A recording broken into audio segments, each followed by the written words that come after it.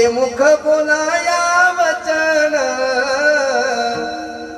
जेने तू जोडसी नारायण नाच जीव पण भावरो. महाराज, या जगाच्या मालकाने तुम्हाला हात दिले, पाय दिले, सर्व काही दिले ना. ज्याला दिलं नाही त्याला विचारा. अरे ज्याला दिलं नाही त्याच्यासाठी सुद्धा जगाचा मालक त्याच्यासाठी मागं पुढे उभा असेल ना. देव उभा मागे पुढे. तुम्हाला आम्हाला दिलंय, ज्याला दिलं नाही त्याला विचारा. कधी जर कुर्मदासाचं चरित्र तुमच्या ऐकण्यामध्ये जर गेलं असेल तर नक्की कळलं बाबा. अरे तुम्हाला हात दिलेत देवाने, तुम्हाला पाय दिले, तुम्हा आम्हाला सर्वांना ना. आयुष्यभर देवाचं नामस्मरण चिंतन करता आलं तर क्षणभर का होईना देवाच्या मंदिरात जा. देवाचे द्वारे उभा क्षणभरी. नका आयुष्य देवाजवळ घालवता येईल, पण कामामध्ये काम काही म्हणा राम राम. जाईल वस्त्रम सुख होईल दुःखाचे. कामामध्ये जरी देवाचं नामस्मरण चिंतन केलं तरी सुद्धा आपल्या जीवनाचं सार्थक आहे. त्या कुर्मदासाचं चरित्र जर कधी ऐकलं, देवाने पाय दिले नव्हते आई त्यांना, देवाने हात दिले नव्हते. मग एक वेळचा प्रसंग असा, मंडपात येऊन आईला सांगितलं, आई अगं आपल्या गावात सप्ताह बसलाय, मला मंडपात येऊन ठेवू नका. त्याच वेळेला कुर्मदासाच्या आईने त्यांना उचललं आणि मंडपामध्ये आणून ठेवलं. 1 2 3 4 5 6 7 दिवस निघून गेले. दररोजचा नित्य नेमका.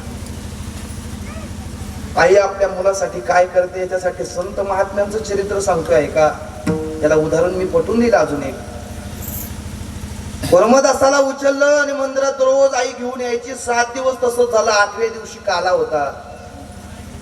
गोंदवले महाराजांचं कीर्तन झालं आणि काल्याचं कीर्तन झाल्याच्या नंतर महाराजांनी म्हणावं, ऐका कुणाला पंढरपूरला यायचं असेल तर आज आपल्या गावातून दिंडी निघते, पंढरपूरला जायचंय.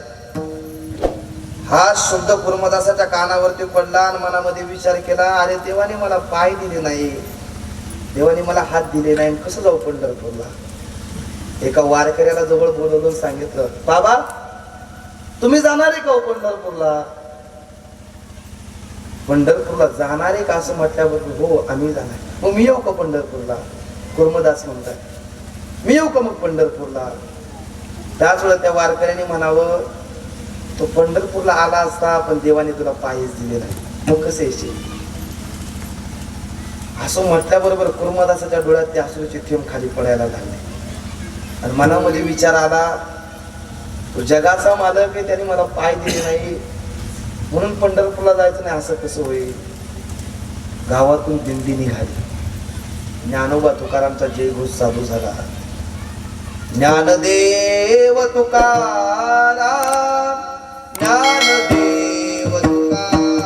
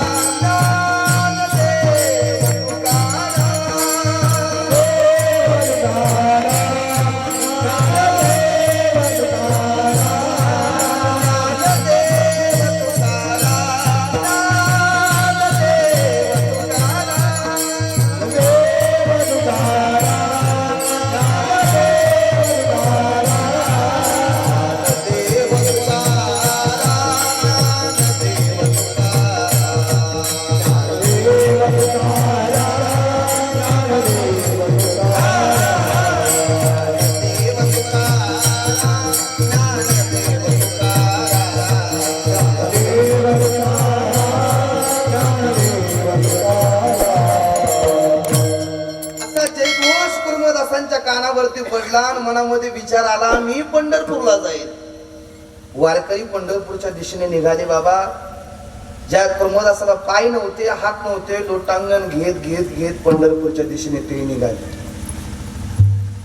दिंडी पुढे चालायची, रस्त्याच्या कडेने लोटांगण घेत कुर्मदास निघायचे. खडी टोचायचे अंगात, काट्या टोचायचे, पण विचार केला नाही. संध्याकाळची वेळ, कुर्मदास वारकरी ज्या ठेप्यावरती संध्याकाळच्या वेळेला जाऊन कीर्तन झाल्याच्या नंतर विश्रांती करायची, कुर्मदास रात्रीच्या वेळेला विश्रांती करत नव्हते. का? देवाने मला पाय दिले नाही, पण मी दिंडी बरोबर चाललो पाहिजे म्हणून वारकरी संध्याकाळच्या वेळेला झोपायचे. कुर्मदास रात्रीचा प्रवास करून जेव्हा वारकरी काकड्या करता सकाळी उठायचे ना, उठा जागे वारे आता, स्मरण करा पंढरीनाथा, भावे चरणी ठेवा माता, चुकवी व्यथा जन्माचा. काकडा चालू झाल्या क्षणी कुर्मदास दिंडीमध्ये हजर असायचे. 1, 2, 3 दिवस निघून गेले. पंढरपूर जवळ आलेलं होतं, पण कुर्मदासाच्या रक्ताचा अंगातून रक्त निघायला बाहेर सुरुवात झाली. मग अंगातून रक्त बाहेर येऊ लागलं. मग आता कंठामध्ये प्राण आला. सकाळची वेळ वारकऱ्यांच्या बरोबर कुर्मदास दिंडीमध्ये होते. दिंडी ज्यावेळेला निघाल्या क्षणी एका वारकऱ्याला जवळ बोलवून सांगितलं, ऐका ना, इथपर्यंत आलो, पण आता इथून पुढे मला येणं शक्य नाही. एक पाया पडून विनंती करतो, ज्या जगाच्या मालकाकडे तुम्ही निघालात ना, देवाने जर मला पाय दिले असते तर मी देवापर्यंत तुमच्या सोबत चालत आलो असतो, पण माझ्या अंगातून रक्त येते, आता मला पुढे येता येणार नाही. त्या देवाला एवढा निरोप सांगा. एवढा करा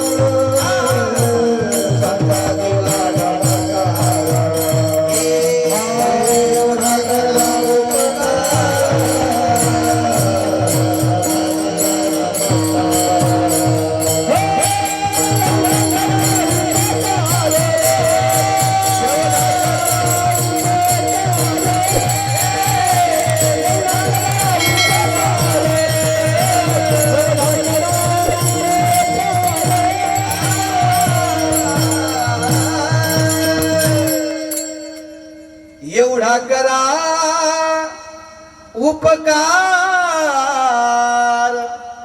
सांगा देवा नमस्कार. डोळ्यातले अश्रूचे थेंब खाली पडत होते आणि वारकऱ्याला सांगत होते, देवाजवळ जाऊन सांगा ना, म्हणून तुमचा कुर्मदास, तुमचा भक्त अर्ध्या रस्त्यावर पडलाय, एवढं जाऊन निरोप देवापर्यंत सांगा. त्याच वेळेला कुर्मदासांनी तोंडातून निघालेला शब्द वारकऱ्यांनी कानावरती घेतला आणि पंढरपूरच्या दिशेने जाऊन पोचले. देवाला निरोप सांगितला, देवा तुमचा भक्त अर्ध्या रस्त्यावर पडलाय.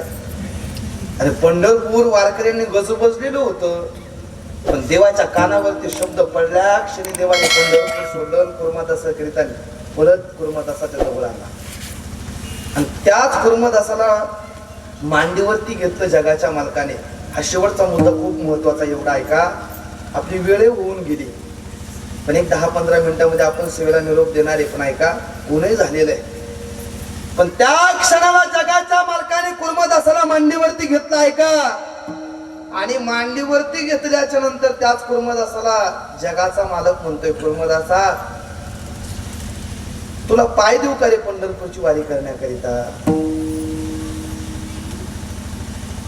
जगाच्या मालकाचा प्रश्न आहे ऐका, कुर्मदासा तुझ्या अर्ध्यावरती वारी राहिली, तुला पाय देऊ का वारी करण्याकरिता?